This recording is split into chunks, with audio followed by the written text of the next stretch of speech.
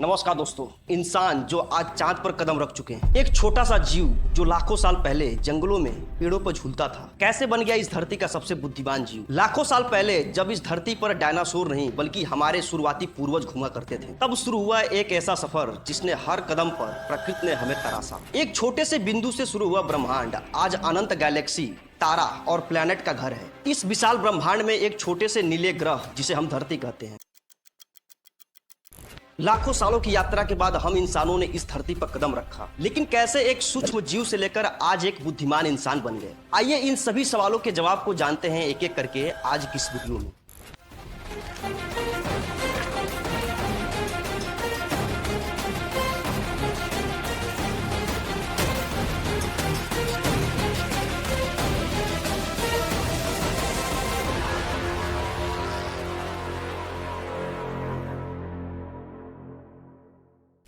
Evolution यानी कि विकास एक ऐसा प्रोसेस है जिसमें लिविंग बींग्स अपने फिजिकल बिहेवियर और जेनेटिक गुणों में समय के साथ परिवर्तन लाते हैं।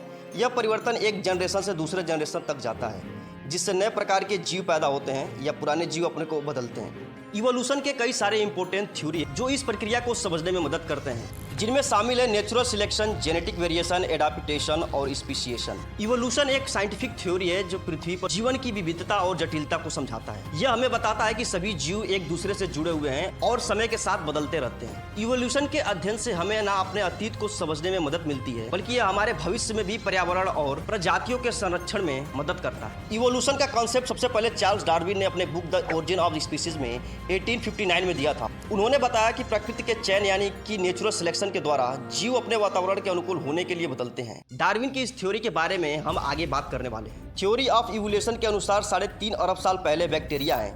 बैक्टीरिया से अमीबा बना, अमीबा से छोटे पेड़ पौधे बने, फिर कीड़े मकोड़े और जानवर बने। अब सोचिए कि कैसे अमीबा से पेड़ पौधे और जानवर बन सकते हैं। आगे इस थ्योरी के अनुसार 6 लाख साल पहले पानी के वार्म में मैमल्स बने। इस तरह मैमल्स के बाद पक्षी बने, मछली बने और रेप्टाइल्स बने। रेप्टाइल्स का मतलब रेंगने वाला क्रिएचर जो पानी में भी रह सके और धरती पर भी, जैसे मेढक, मगरमच्छ, सील। 70 बिलियन साल पहले इस धरती पर प्राइमेट्स बने। प्राइमेट्स वे होते हैं जो चूहे की तरह दिखते हैं। ये आमतौर पर फल खाते थे। 40 लाख साल पहले प्राइमेट से बंदर बने और 20 मिलियन साल पहले बंदर से एप बने और 8 मिलियन साल पहले एप से गोरिल्ला बने। 5 लाख साल पहले चिंपांजी बने और 4 लाख साल पहले चिंपांजियों ने धीरे धीरे 2 पैरों पर खड़े होकर हाथ उठाकर चलना शुरू किया। इवोल्यूशन थ्योरी के हिसाब से 15 लाख से 3 लाख साल पहले होमो इरेक्ट्स नाम के एक क्रिएचर बने। होमो इरेक्ट्स का मतलब होता है ह्यूमन बींग्स। यहाँ पर इरेक्ट्स का मतलब है कि जिसकी पीठ सीधी थी, जो खड़े होकर चलते थे। 4 लाख से 2.50 लाख साल पहले होमो सेपियंस बने। होमो सेपियंस का मतलब इंसान 1 लाख साल पहले आज का आधुनिक इंसान एशिया और अफ्रीका में हुआ। एशिया और अफ्रीका से यह इंसान धीरे धीरे पूरी दुनिया में फैल गए। 40 से 35 हजार साल पहले यूरोप में फैले, 30,000 वर्ष पहले अमेरिका में और 25,000 वर्ष पहले ऑस्ट्रेलिया में बसे। चार्ल्स डार्विन एक ब्रिटिश जियोलॉजिस्ट थे जिनका जन्म 1809 में हुआ था। उन्होंने जैविक विकास में डार्विनवाद सिद्धांत विकसित किया। इस सिद्धांत के अनुसार इवोल्यूशन प्राकृतिक चयन की प्रक्रिया से होता है। डार्विन की इस थ्योरी को अच्छे से हम समझते हैं। डार्विन ने 19वीं सदी में 2 दशकों से अधिक समय तक नेचर पर रिसर्च किया, जानवरों के वितरण और जीवित और विलुप्त जानवरों के बीच संबंधों पर। उनके इंस्पेक्शन आने वाले साल कुछ सालों में बहुत फेमस हो गए। इवोल्यूशन के सिद्धांत में उनके योगदान के कारण चार्ल्स डार्विन को इवोल्यूशन के जनक के रूप में जाने जाने लगा। साल 1858 में डार्विन ने थ्योरी ऑफ इवोल्यूशन को दुनिया के सामने रखा था। थ्योरी ऑफ इवोल्यूशन जो डार्विन ने नेचुरल सिलेक्शन के उपदेश पे दिए थे। डार्विन का कहना था कि स्पीशीज समय के साथ बदलता या विकसित होती रहती हैं। जैसे जैसे पर्यावरण बदलता है, जीवों की जरूरतें भी बदलती हैं और उन्हें अपने नए पर्यावरण के अनुकूल ढालने की जरूरत होती है। प्रकृति जरूरतों के अनुसार समय के साथ बदलाव की घटना को अनुकूल के रूप में माना जाता है। लगभग सभी जीव कुछ जीवन के साथ एक ही पूर्वज साझा करते हैं। डार्विन के अनुसार सभी जीवों का किसी न किसी समय एक ही पूर्वज थे और तब से यह डिवाइडेशन जारी रहा। डार्विन के अनुसार इवोल्यूशन एक स्लो प्रोसेस है जो काफी लंबे समय तक चला है। चार्ल्स डार्विन द्वारा सुलझाया गया विकासवाद का सिद्धांत सबसे अधिक माने जाने वाला सिद्धांत है और पृथ्वी पर जीवन के अस्तित्व की सबसे अच्छी व्याख्या है। चार्ल्स डार्विन के ऊपर एक अलग से फुल डिटेल वीडियो बनाई जा सकती है अगर आप कमेंट में लिखते हैं तो, क्योंकि इस वीडियो में समझा पाना बहुत बड़ा हो जाएगा। इसी बीच एक और जियोलॉजिस्ट ने अपनी थ्योरी दी, जीन बेपिस्ट लेमार्क। 18वीं सेंचुरी के फ्रांसीसी जियोलॉजिस्ट थे। इन्होंने कई वर्षों तक French museum of natural history में इंसेक्ट और दूसरे सूक्ष्म जानवरों के प्रोफेसर थे। लैमार्क ने लैमार्कवाद पर थ्योरी दिया। 18वीं शताब्दी से लेकर 20वीं शताब्दी की शुरुआत तक कई एक्सप्लेनेशन दी गई। लैमार्कवाद जीवन रूपों, उनके इतिहास, उनके चेंजेस के बारे में है। लैमार्कवाद का सिद्धांत एक ऐसी परिकल्पना है जो बताती है कि जीव अपने जीवन काल के दौरान जो फिजिकल चेंजेस या विशेषताएं अर्जित करते हैं वह उनकी संतानों को विरासत में मिल सकती है। अगर इसको हम उदाहरण के तौर पर समझे तो लैमार्क ने जिराफ का उदाहरण दिया, जिसमें माना जाता है कि जिराफ अपनी गर्दन को ऊंचा करने के लिए अपनी गर्दन को लगातार बढ़ाया ताकि वो पत्तियों को खा सके। उनकी इस परिकल्पना के अनुसार इन जिराफ की संतानों में लंबी गर्दन होती है। डार्विन का मानना था कि व्यक्ति अलग अलग लक्षणों के साथ पैदा होते हैं और ये अंतर ज्यादा रैंडम होते हैं। यह थ्योरी लैमार्क के विपरीत था, जिन्होंने कहा था कि लक्षण किसी जानवर के जीवन के दौरान बदल सकते हैं। इवोल्यूशन पर आधारित थ्योरी ने कहा कि जीवों में उनके जीवन के दौरान होने वाले फिजिकल चेंज कुछ हद तक अंगों के अधिक उपयोग या अधिक विकास के माध्यम से उनकी संतानों में संचारित हो सकते हैं। अगर इन दोनों के थ्योरी को देखें तो लैमार्कवाद अर्जित गुणों के विरासत पर जोर देता है, वहीं डार्विनवाद नेचुरल सिलेक्शन पर जोर देता है। ब्रह्मांड की उत्पत्ति आज भी एक रहस्य है। इसे किसने बनाया, कब बनाया, क्यों बनाया, ऐसा क्या हुआ कि जिससे इस सृष्टि का निर्माण हुआ। अनेकों अनसुलझे सवाल हैं जिसका जवाब किसी के पास नहीं है। कुछ सिद्धांत हैं जो इस सवालों के जवाब देते हैं और कुछ नए सवाल खड़े करते हैं। इन सभी सवालों का एक निश्चित जवाब देने वाला आज तक कोई सिद्धांत नहीं आया। सबसे ज्यादा मान्यता प्राप्त करने वाला एक सिद्धांत है द बिग बैंग थ्योरी।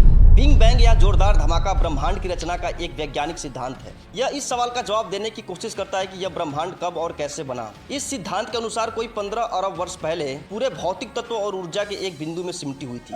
इससे पहले क्या था यह कोई नहीं जानता। फिर इस बिंदु ने फैलना शुरू किया। बिग बैंग बम विस्फोट जैसा विस्फोट नहीं था, बल्कि इसमें प्रारंभिक ब्रह्मांड के कण अंतरिक्ष में फैल गए और एक दूसरे से दूर भागने लगे। इस थ्योरी का क्रेडिट साइंटिस्ट एडविन हबल को जाता है, जिन्होंने कहा था कि ब्रह्मांड का निरंतर विस्तार हो रहा है। इसका मतलब यह हुआ कि ब्रह्मांड कभी घना रहा होगा। अब हम जानते हैं कि इस धरती पर इंसान कैसे आए, कैसे उनका इवोल्यूशन हुआ। ह्यूमन इवोल्यूशन चेंज की एक लंबी प्रक्रिया है, जिसके द्वारा लोग बंदर जैसे पुरुषों से उत्पन्न हुए हैं। वैज्ञानिक एविडेंस बताते हैं कि सभी लोग द्वारा साझा किए जाने वाले शारीरिक और व्यवहार संबंधित लक्षण बंदर जैसे पूर्वजों से निकली हुई हैं और इसे विकसित होने में लगभग 6 मिलियन साल लग गए। ह्यूमन एवोल्यूशन के 4 सबसे बड़े स्टेज है, जिसमें शामिल है ड्रायोपिथेकस, ऑस्ट्रेलोपिथेकस, होमो इरेक्टस और होमो सेपियंस। ड्रायोपिथेकस, इन्हें इंसान और बंदरों दोनों का पूर्वज माना जाता है। ये चीन, अफ्रीका, यूरोप और भारत में रहते थे। ऑस्ट्रेलोपिथेकस इस प्रजाति के फॉसिल पहली बार 1924 में दक्षिण अफ्रीका में खोजे गए थे। यह जमीन पर रहते थे, पत्थरों को हथियार के रूप में इस्तेमाल करते थे और सीधे चलते थे।